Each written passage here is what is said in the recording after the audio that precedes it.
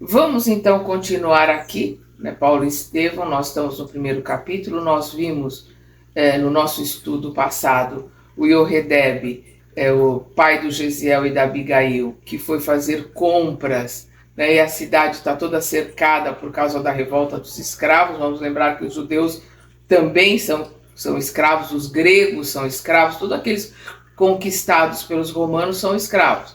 E a gente vê que o Yoredeb ele é maltratado e leva uma surra, né, quando ele está indo para o mercado dos soldados romanos, e quando ele volta ele leva outra surra que chegou a sangrar e manchar a roupa dele de sangue de outros soldados romanos. E a gente vê ele aqui, nós paramos aqui quando ele está contando para os filhos, e o Gesiel, com a sua sabedoria, está colocando para o pai para ser mais paciencioso, para ser mais resiliente.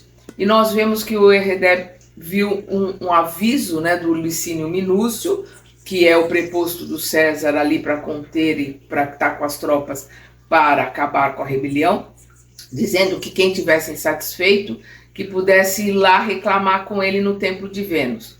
E é óbvio, é uma armadilha, porque ele está ali para descobrir os revoltosos. Então ele fez isso para saber quem é que tem queixas, né? Para descobrir quem são os revoltosos, e o Gesiel está tentando alertar o pai dele em relação a isso. Mas o Yoredeb é bem orgulhoso, né? e bem prepotente. Ele é difícil dele escutar o filho. Nós paramos aqui quando com a colocação.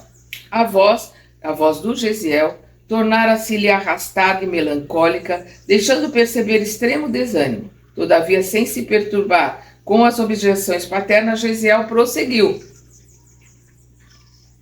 Palavras do Gesiel. Essas torturas, entretanto, não são novas. Está falando ali das torturas que o pai sofreu.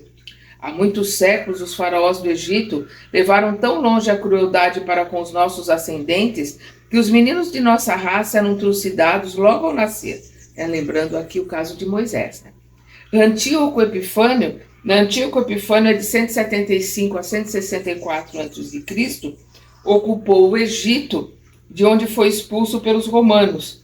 Então ele provocou, a política dele provocou a revolta dos hebreus, dos macabeus. Né? Então Antíoco Epifânio, na Síria, mandou degolar mulheres e crianças no recesso mesmo de nossos lares. Em Roma, de tempos em tempos, todos os israelitas sofrem vexames e confiscos, perseguição e morte. Mas certamente, meu pai, Deus permite que assim aconteça, para que Israel reconheça nos sofrimentos mais atrozes a sua missão divina. O velho israelita parecia meditar as ponderações do filho, contudo acrescentou resoluto. Sim, tudo isso é verdade, mas a justiça reta deve ser cumprida, ceitil por ceitil, e nada poderá demover. Então, ireis reclamar amanhã perante o legado? O pai respondeu sim. Gesiel está colocando para ele que aquilo é uma armadilha, e o pai não quer entender. Nesse momento, o olhar do jovem demorou na velha mesa, onde repousava a coleção dos escritos sagrados da família, né, a Torá. Animado por súbita inspiração, Gesiel lembrou humildemente: Pai, não tenho o direito de exortar-vos, quer dizer, não tenho o direito de chamar a atenção do pai, né? Lembrando a lei, honrar pai e mãe. Mas vejamos o que nos suscita a palavra de Deus a respeito do que pensais neste momento. E abrindo os textos ao acaso, conforme o costume da época, a fim de conhecer a sugestão que lhes pudessem facultar as sagradas letras, leu na parte dos provérbios. Abre aspas, aqui nós vamos ver Provérbios, capítulo 3, versículo de 11 a 12.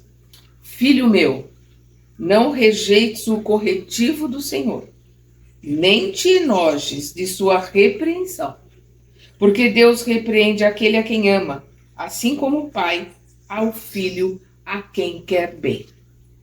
O velho israelita abriu os olhos espantados, revelando a estupefação que a mensagem indireta lhe causava.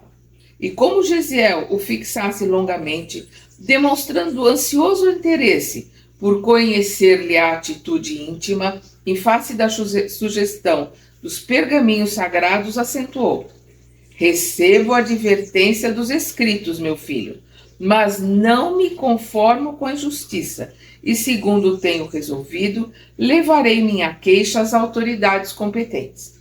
O rapaz suspirou e disse resignado: que Deus nos proteja. Então Gesiel fez de tudo para que o pai não fosse nessa audiência. No dia seguinte, avolumava-se compacta multidão junto ao templo da Vênus popular. Do antigo casarão, onde funcionava um tribunal improvisado, viam-se as luxuosas e extravagantes viaturas que cruzavam a grande praça em todas as direções, as liteiras que eram carregadas pelos escravos. Eram patrícios que se dirigiam às audiências da corte provinciana, ou antigos proprietários da fortuna particular de Corinto, que se entregavam aos entretenimentos do dia, à custa do suor dos misérrimos cativos, dos escravos que trabalhavam para eles.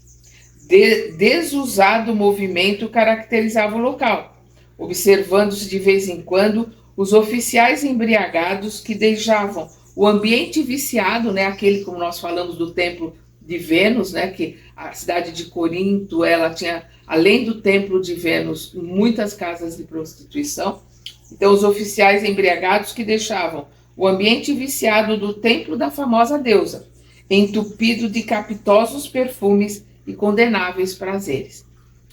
Iohedebe atravessou a praça sem se deter para fixar qualquer detalhe da multidão que o rodeava e penetrou no recinto onde Licínio Minúcio, cercado de muitos auxiliares e soldados, expedia numerosas ordens. Os que se atreveram à queixa pública excediam tão somente de uma centena, e depois de prestarem declarações individuais sob o olhar percussiente, quer dizer, perspicaz, que fere, do legado, eram um por um conduzidos para a solução isolada do assunto que lhes dizia respeito. A solução era feita à parte, onde ninguém estava vendo. Chegada a sua vez, o velho israelita expôs as suas reclamações particulares, atinentes às indébitas expropriações do passado e aos insultos de que fora vítima na véspera, enquanto o orgulhoso patrício lhe anotara as menores palavras e atitudes do alto de sua cátedra, de sua cadeira, como quem já conhecia de longo tempo a personagem em causa. Porque vamos lembrar que a primeira vez que Licínio Minúcio veio a Corinto não tinha todo esse poder que ele tem agora. Ele tirou as terras do Iohedebe, deixou ele só com um pedacinho, um sítiozinho pequeno e uma choupana. Ele tirou toda a propriedade que o Iohedebe era rico. Ele tirou tudo. Conduzido novamente ao interior, Iohedebe esperou como os demais a solução dos seus pedidos de reparação à justiça, mas aos poucos, quando outros eram convocados nominalmente ao acerto das contas com o governo provincial, reparava que o antigo casarão se envolvia em grande silêncio, percebendo que sua vez possivelmente fora adiada por circunstâncias que não podia presumir. Instado nominalmente a dirigir-se ao juiz, ouviu grandemente surpreendido a sentença negativa lida por um oficial que desempenhava as atribuições de secretário daquela alçada. O legado imperial em nome de César resolve ordenar o confisco da suposta propriedade de Iohedebe ben Jared, filho de Jared. Iohedebe, filho de Jared, é o nome do pai dele. Iohedebe ben Jared, concedendo-lhe 3 dias para desocupar as terras que ocupa indebitamente, visto pertencerem com fundamento legal ao questor Licínio Minúcio, habilitado a provar a qualquer tempo seus direitos de propriedade. A decisão inesperada causou intensa comoção ao velho israelita, a cuja sensibilidade aquelas palavras levaram com efeito de morte. Nem saberia definir a angustiosa surpresa. Não confiara na justiça e não estava à procura de sua ação reparadora. Queria gritar o seu ódio, manifestar suas pungentes desilusões, mas a língua estava como que petrificada na boca, retraída e trêmula. Após um minuto de profunda ansiedade, fixou no alto a figura detestada do antigo patrício, que lhe causava agora a derradeira ruína, e envolvendo-o na vibração colérica da alma revoltada e sofredora, encontrou energias para dizer, olha como Emmanuel coloca aqui, envolvendo o patrício, envolvendo o Licínio minúsculo, nas energias coléricas dele. Quer dizer, ele ali com ódio vai envolver o outro com ódio também.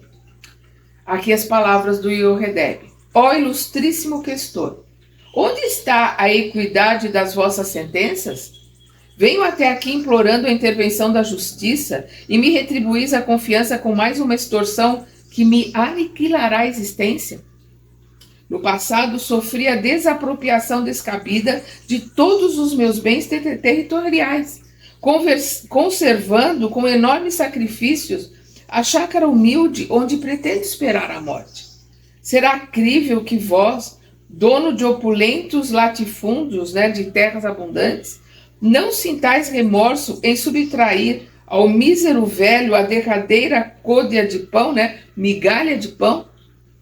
O orgulhoso romano, sem um gesto que denotasse a mais leve emoção, retrucou secamente: ponha-se na rua e que ninguém discuta as decisões imperiais.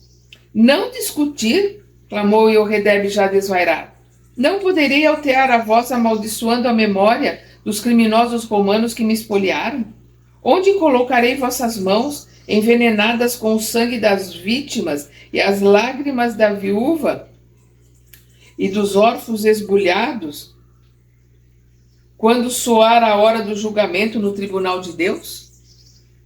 Ele esquece que aqui é um conhecimento dele que os romanos não têm, A colocação dos romanos é completamente diferente. Mas, recordando subitamente o lar povoado pela ternura dos filhos amorosos, modificou a atitude mental.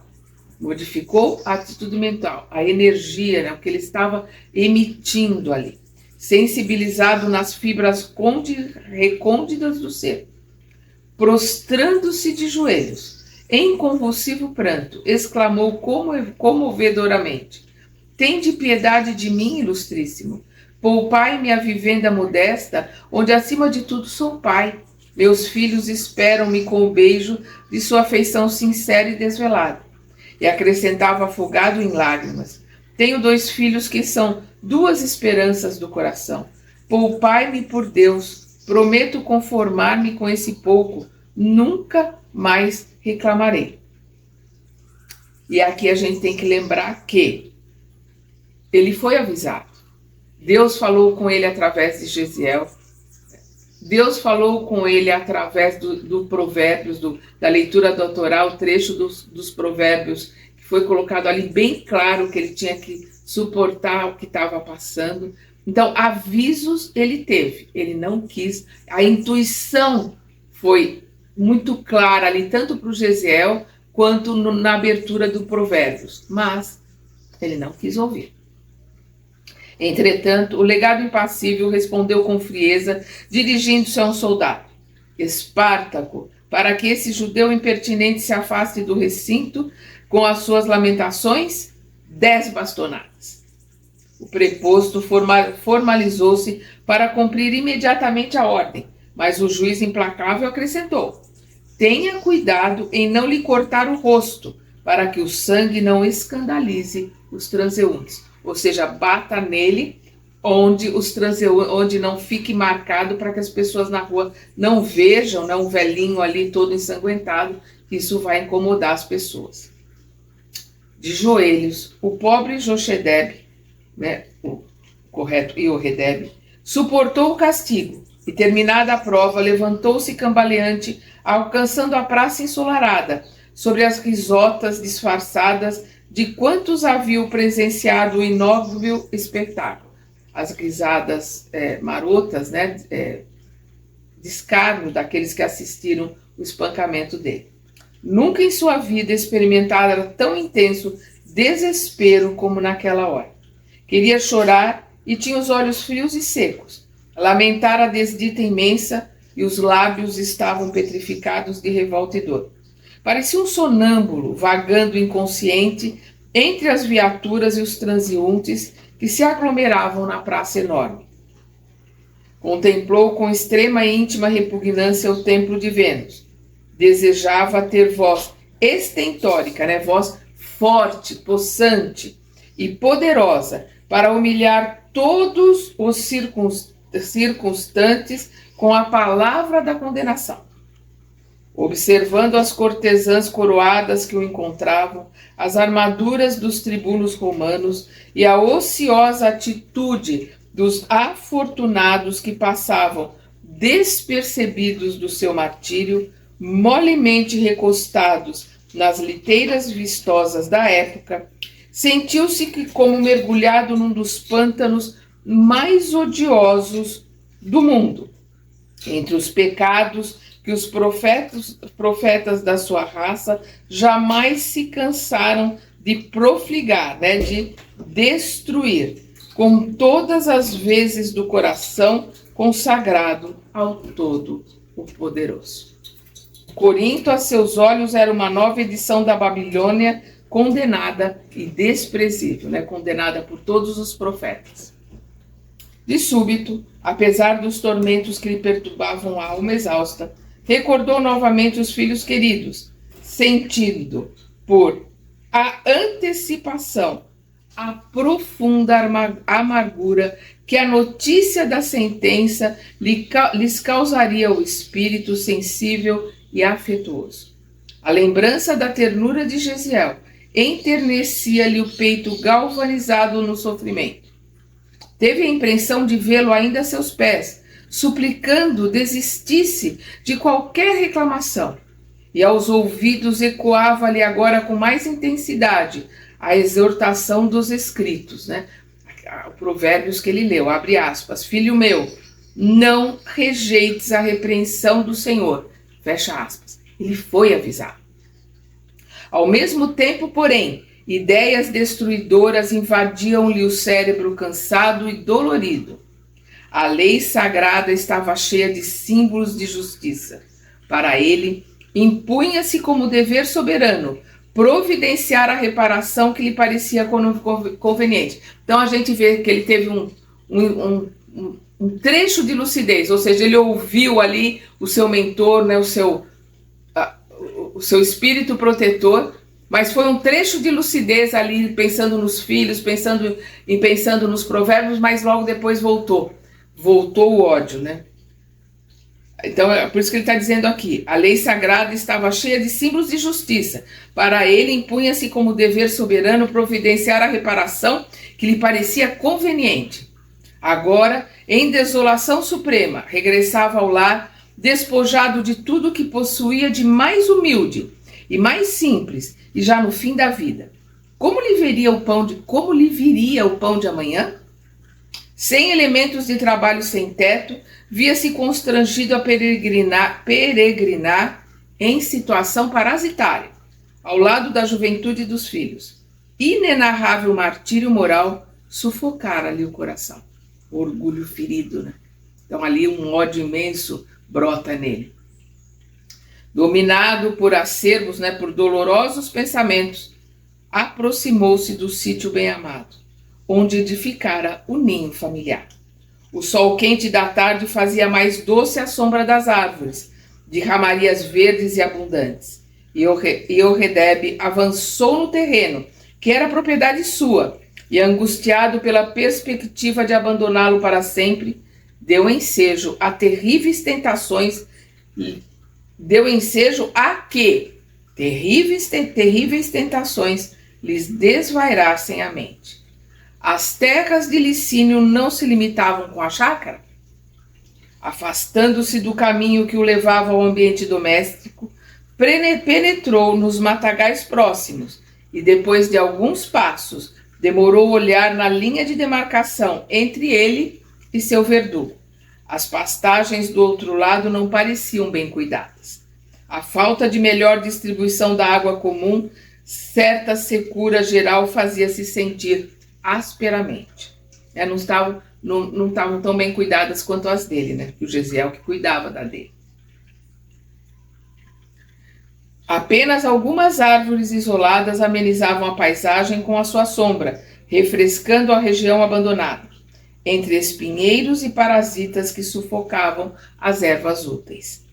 Obcecado pela ideia de reparação e vingança, então aqui a gente vê, né, ele instigado ali pelo ódio, pelo mal, obcecado pela ideia de reparação e vingança, o velho israelita deliberou incendiar as pastagens próximas. Não consultaria os filhos que possivelmente dobrariam seu espírito, inclinados à tolerância e à benignidade. Iohedeb recuou alguns passos e, recorrendo ao material de serviço ali guardado nas proximidades, fez o fogo com que acendeu um feixe de ervas ressequidas. O rastilho comunicou-se célere e, em rápidos minutos, o incêndio das pastagens propagava-se com a velocidade do relâmpago. Terminada a tarefa, sob a penosa impressão dos ossos doloridos, regressou cambaleante ao lar, onde Abigail o inquiriu inutilmente dos motivos de tão profundo abatimento. Iohedeb deitou-se à espera do filho, mas dentro em pouco um ruído ensurdecedor ecoava-lhe aos ouvidos. Não longe da chácara, o fogo destruía árvores amigas e frondes robustas, reduzindo pastos verdes a punhados de cinzas. Grande área ardia irremediavelmente, escutando-se os gritos lamentosos das aves que fugiam espavoridas. Pequenas benfeitorias do questor, inclusive algumas termas pitorescas de sua predileção, construída entre as árvores, ardiam igualmente, convertendo-se em negros escombros. Aqui e acolá, o alarido dos trabalhadores do campo em espantosa correria por salvar da destruição a residência campestre do poderoso patrício, ou procurando isolar a serpente de fogo que lambia a terra em todas as direções, aproximando-se dos pomares vizinhos. Algumas horas de ansiedade espalharam as mais angustiosas expectativas, mas, ao fim da tarde, o incêndio fora dominado depois de ingentes esforços, de enormes esforços.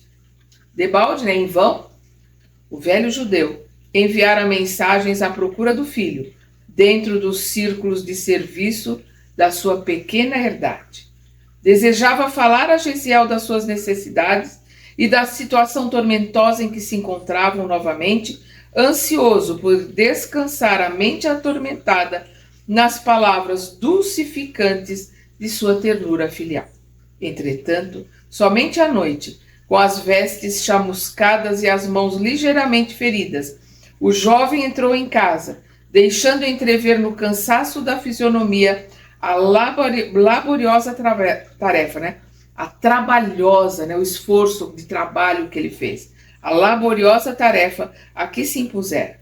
Abigail não se surpreendeu com seu aspecto, entendendo que o irmão não deixara de auxiliar os companheiros de trabalho da vizinhança nas ocorrências da tarde, preparando-lhe aos pés cansados e às mãos doloridas o banho de água aromatizada. Mas tão logo viu e notou as mãos feridas, foi com espanto que Iohedeb exclamou: "Onde estivestes, filho meu?" Jeziel falou da cooperação espontânea no salvamento da propriedade vizinha, e à medida que relatava os tristes sucessos do dia, o pai deixava atrair a própria angústia na face sombria em que se estereotipavam os traços rudes da revolta que lhe devorava o coração. Ao cabo de alguns minutos, erguendo a voz desalentada, falou com profunda emoção: "Meus filhos, custa dizer-lhes, mas fomos espoliados, despojados, na derradeira migalha que nos resta. Reprovando a minha reclamação sincera e justa, o legado de César determinou o sequestro do nosso próprio lar. A iníqua, a injusta sentença é o passaporte da nossa ruína total. Pelas suas disposições, somos obrigados a abandonar a chácara em 3 dias. Elevando os olhos para o alto, como a insistir junto à divina misericórdia, exclamava com o olhar embaciado de lágrimas, abre aspas: tudo perdido.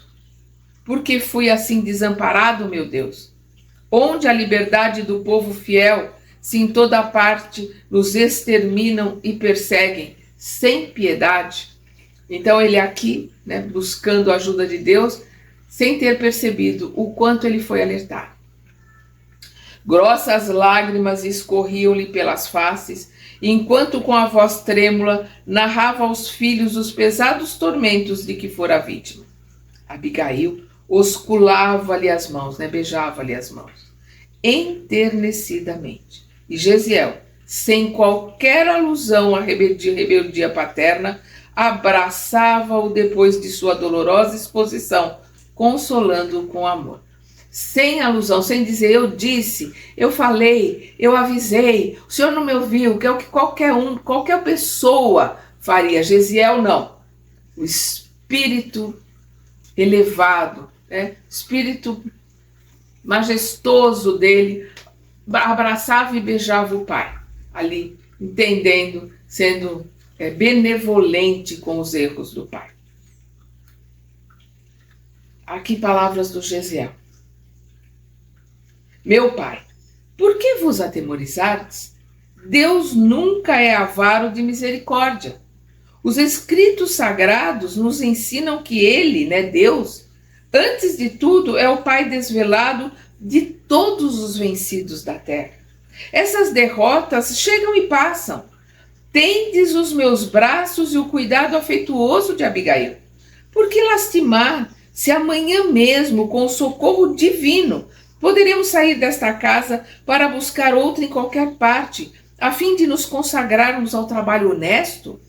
Deus não guiou o nosso povo expulso do lar através do oceano e do deserto. Ele está lembrando aqui os 40 anos, né, o Êxodo, né, que eles saem ali do Egito, atravessam o mar e ficam 40 anos, né, no deserto. Por que negaria então seu apoio a nós que tanto amamos neste mundo? Ele é a nossa bússola e a nossa casa. E é que a gente vê o tamanho da fé, a fé verdadeira, a fé raciocinada, né?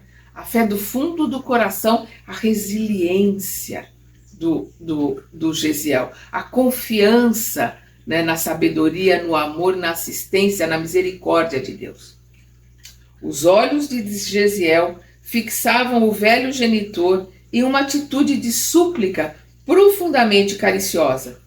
Suas palavras revelavam o mais doce enternecimento no coração.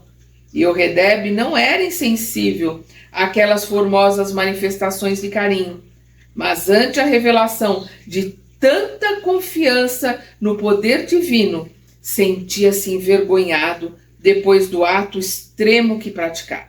Ele ainda não contou, né, para os filhos. Descansando na ternura e na presença dos filhos, na ternura que a presença dos filhos oferecia ao espírito desolado, dava curso às lágrimas dolorosas que lhe fluíam da alma pungida, né, ferida por acerbas, por severas desilusões. Entretanto, Jesiel continuava. Não choreis, meu pai.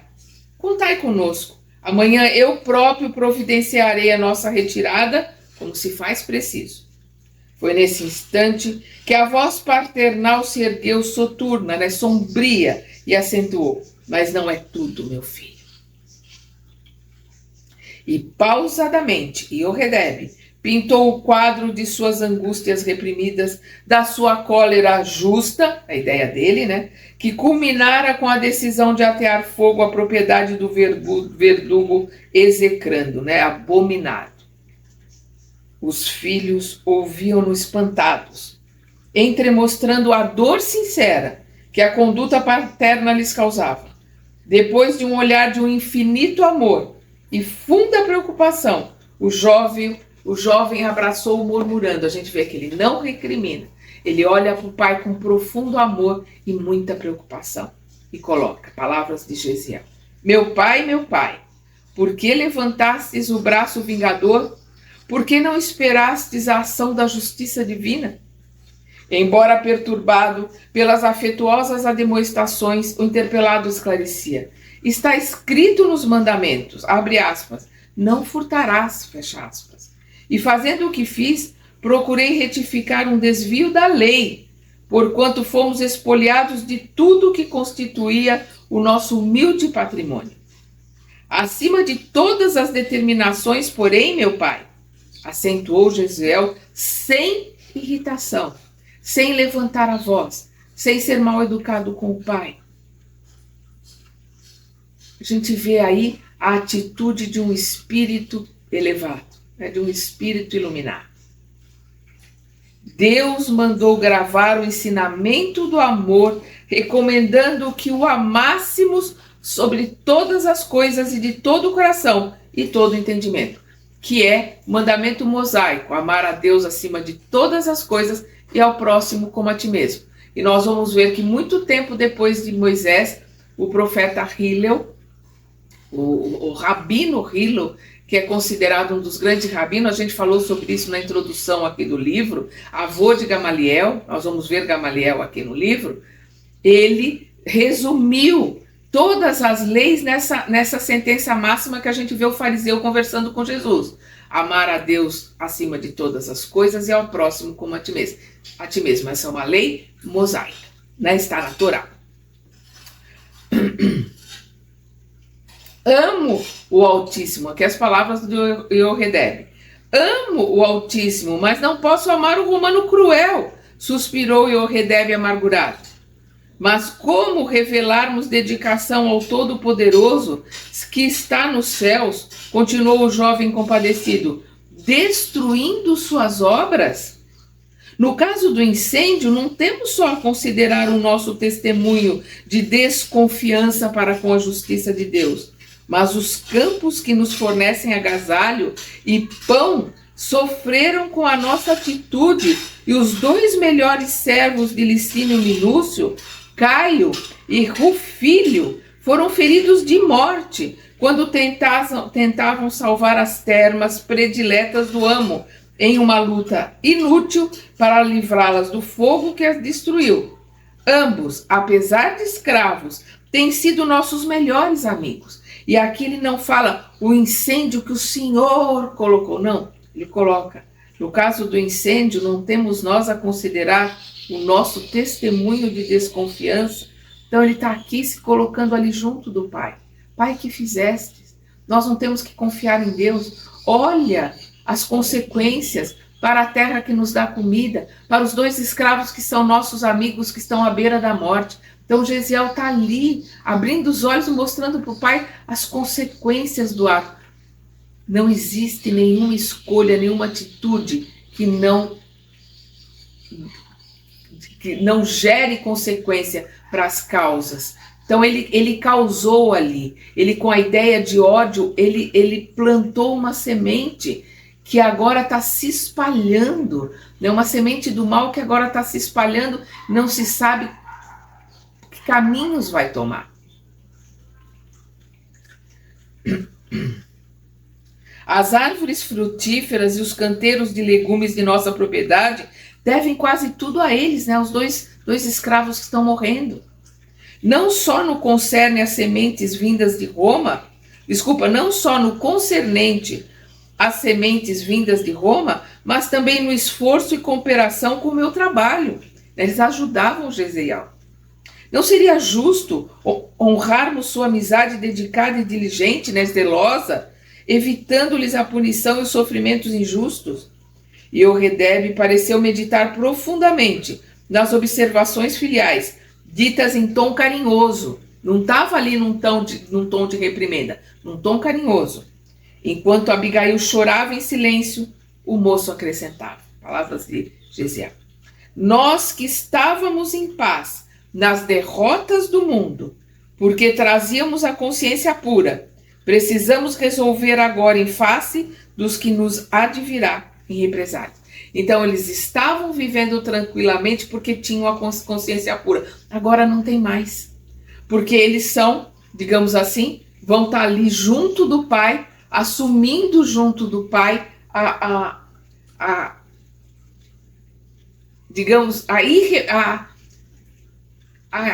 ação irrefletida, né? O Yoredeb botou para fora o ódio, né? E as atitudes, os sentimentos e as colocações do ódio, elas vão e voltam. Vão receber de volta aquilo que plantaram. E é isto que o Gesiel está aqui colocando. Né? Eles têm que agora, precisamos resolver agora em face do que nos advirá em represálias. Porque tudo que vai, volta. Então vão vir as represálias. Quando dava o meu esforço contra o fogo, observei que muitos afeiçoados de Minúcio me contemplavam com disfarçável desconfiança. Então, aqueles que eram mais próximos do Licínio Minúcio estavam olhando para o Gesiel com desconfiança. Ou seja, já imaginavam que o fogo tinha vindo por parte deles, né? Do pai. A esta hora, já ele, né, o Licínio Minúcio, terá regressado dos serviços da corte provincial. Precisamos encomendar-nos ao amor e à complacência de Deus, pois não ignoramos os tormentos reservados pelos romanos a todos os que lhes desrespeitam as determinações. Penosa nuvem de tristeza mergulhara os três em sombrias preocupações. No velho observava-se uma ansiedade terrível, que se misturava à dor do remorso pungente, doloroso, e em ambos os jovens notava-se no olhar inexcedível amargura, angustiosa e intraduzível. Os dois estavam ali assombrados com o que o pai fez. Uma amargura, uma tristeza, uma preocupação intraduzível. Gesiel tomou de sobre a mesa os velhos pergaminhos sagrados e disse à irmã com triste acento. E disse à irmã com triste acento. Então Gesiel pegou a Torá. Abigail, vamos recitar o salmo que nos foi ensinado pela mamãe para as horas difíceis. E aqui nós vemos a importância dessa mãe que a gente não sabe o nome, não sabe quem é, mas ela que preparou esses dois anjos, porque são dois espíritos elevadíssimos, ela que os preparou, né, com os ensinamentos da Torá. Ela que os preparou para serem irmãos, filhos, né, filhos de Deus dignos. Perdão. Ambos se ajoelharam e suas vozes comovidas, como a de pássaros torturados, cantavam baixinho uma das famosas orações de Davi que haviam aprendido no colo maternal. Vamos lembrar que a palavra salmo quer dizer cântico. Então, os salmos de Davi são cânticos.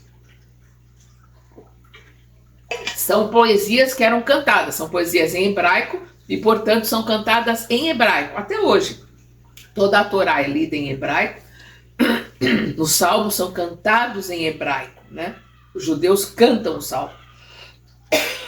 Perdão. E aqui nós vamos ver, né, o Salmo 23.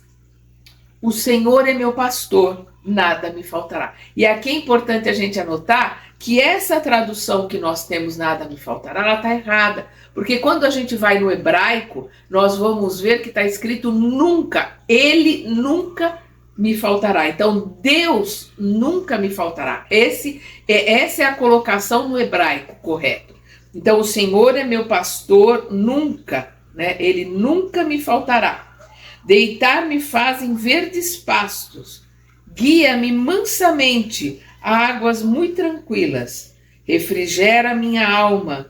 Guia-me nas veredas da justiça por amor de seu nome.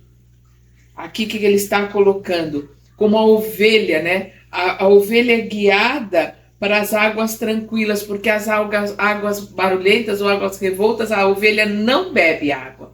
E o pastor cuida das ovelhas. As ovelhas, se forem deixadas sem o pastor, elas morrem, porque elas foram adestradas há milhares de anos, então elas não sobrevivem sem o homem.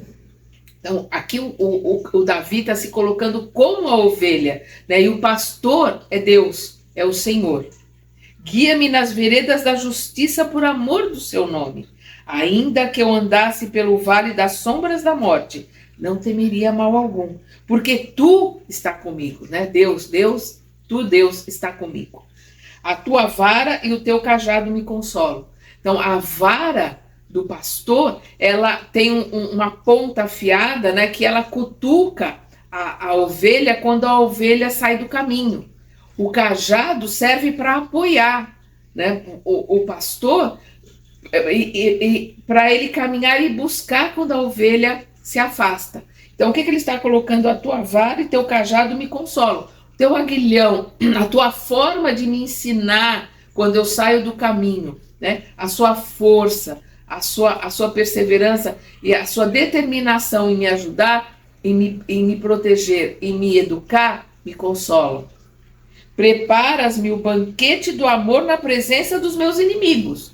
Então, o banquete que vai ser preparado para mim vai ser com os meus inimigos. Eu sentarei com os meus inimigos num banquete de amor, não com sentimento de ódio, mas com sentimento de amor. Preparas-me o banquete do amor na presença dos meus inimigos. Unges de perfume a minha cabeça. Ungir a cabeça é a bênção. Eles colocavam óleos perfumados na cabeça, que é a união, celebrar a união do israelita, do judeu com Deus. Então é uma forma de dizer, me abençoa. Então, unges de perfume a minha cabeça, o meu cálice transborda de júbilo. O cálice é a metáfora daquilo que terá que ser sorvido, que será bebido, aquilo que se vai viver durante a encarnação. Né? Os judeus são reencarnacionistas. Então, o meu cálice transborda de júbilo. Certamente a bondade e a misericórdia seguirão todos os dias de minha vida, e habitarei na casa do Senhor por longos dias. Ou seja, a bondade e a misericórdia seguirão todos os dias da minha vida. A bondade e a misericórdia de Deus seguirão todos os dias da minha vida, e eu caminhando sob o olhar e sobre a proteção e nas leis de Deus, e habitarei a casa do Senhor por longos dias. Não precisarei voltar à terra, não precisarei voltar para o mundo de provas e expiações. O velho Yoredeb acompanhava o cântico dolorido, sentindo-se opresso, oprimido de amargosas emoções. Começava a compreender que todos os sofrimentos enviados por Deus são proveitosos e justos, e que todos os males procurados pelas mãos do homem trazem invariavelmente torturas infernais à consciência invigilante.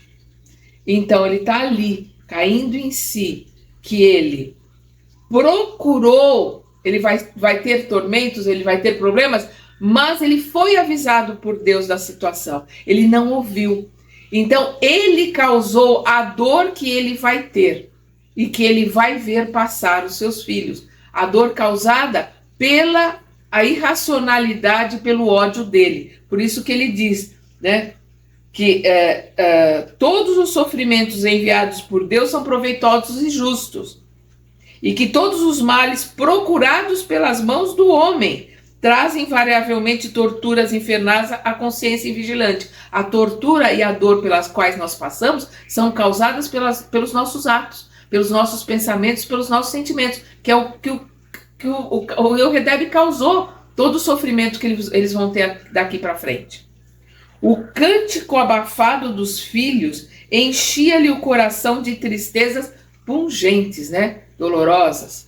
Lembrava agora a companhia querida que Deus havia chamado à vida espiritual. Né? Lembrava da esposa, da mãe, né, de Jezeel e Abigail.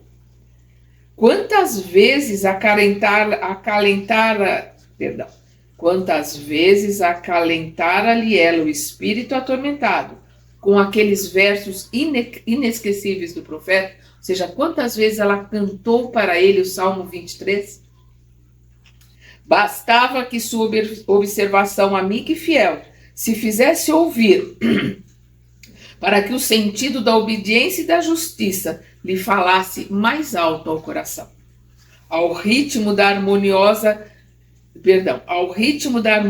cariciosa e triste, que apresentava acento singular na voz dos filhos idolatrados, e Euredebe chorou longamente. Agora ali ele se arrependeu, né? E chorou longamente.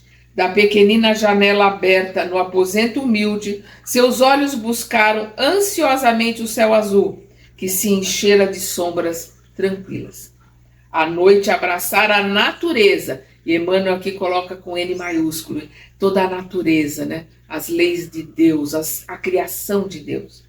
Então a noite abraçara a natureza e muito longe, no alto, começavam a luzir as primeiras estrelas. Identificando-se com as sugestões grandiosas do firmamento, experimentou intensas comoções na alma ansiosa.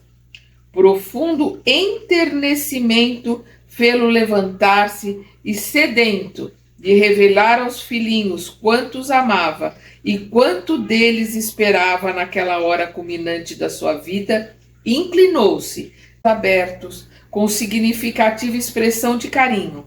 E quando as últimas notas se desprendiu do cântico dos jovens enlaçados e genuflexos, né, de joelhos, abraçou-os em pranto, murmurando: meus filhos, meus queridos filhos.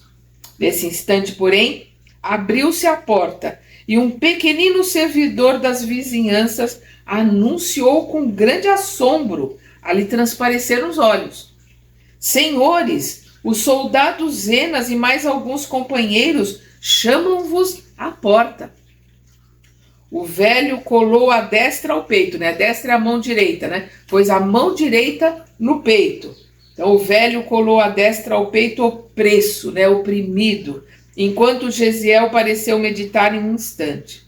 Todavia, revelando a firmeza de seu espírito resoluto, o jovem exclamou: Deus nos protegerá. Então, esse instante que ele parou ali, ele pensou em Deus, ele buscou a ajuda de Deus. E ele coloca: Deus nos protegerá. Daí a instantes, o mensageiro que chefiava a pequena escolta leu o mandato de prisão de toda a família. A ordem era categórica e irrevogável. Os acusados deveriam ser recolhidos imediatamente ao cárcere, a fim de que se lhes esclarecesse a situação no dia seguinte. Abraçado aos dois filhos, o pobre israelita marchou à frente da escolta que os observava sem piedade. E Euredebe contemplou os canteiros de flores e as árvores bem amadas junto da casinha singela em que tecera todos os sonhos e esperança da sua vida. Singular emoção dominou-lhe o espírito cansado. Uma torrente de lágrimas fluía-lhe dos olhos e, transpondo a cancela florida, falou em voz alta, olhando o céu claro, agora recamado pelos astros da noite: Senhor, compadece-te do nosso amargurado destino. Gesiel apertou-lhe docemente a mão encarquilhada, como a lhe pedir resignação e calma, e o grupo marchou silenciosamente à luz das estrelas. Foram então todos presos, todos levados para o cárcere, no centro de Corinto. Então nós terminamos aqui o primeiro capítulo. No nosso próximo estudo, nós vamos começar o segundo, Lágrimas e Sacrifícios. Até lá!